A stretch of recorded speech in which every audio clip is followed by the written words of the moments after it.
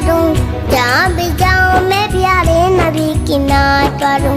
मैं अपनी नन्ही ज़बां से नबी का जिक्र करूं, जहाँ भी जाऊं मैं प्यारे नबी की नात करूं। सल्लल्लाहु अलैहि व आलिहि वसल्लम, सल्लल्लाहु अलैहि व आलिहि वसल्लम। या नबी या नबी या नबी या नबी या नबी या नबी या नबी या नबी।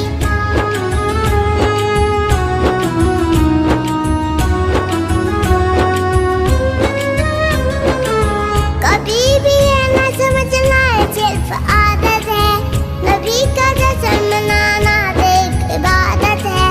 जो अपने दिल का वजू इश्क मोहम्मद से करे, नबी का जिक्र तो उसके लिए शहादत है। सल्लल्लाहु अलैहि व आलिहि वसल्लम, सल्लल्लाहु अलैहि व आलिहि वसल्लम।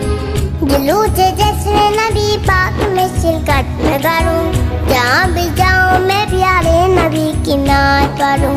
मैं अपनी नन्ही ज़बां से नबी का जिक्र करूं, जहाँ भी जाऊं मैं प्यारे नबी की नात करूं। सल्लल्लाहु अलैहि व आलिहि वसल्लम, सल्लल्लाहु अलैहि व आलिहि वसल्लम। या नबी या नबी या नबी या नबी या नबी या नबी या नबी या नबी।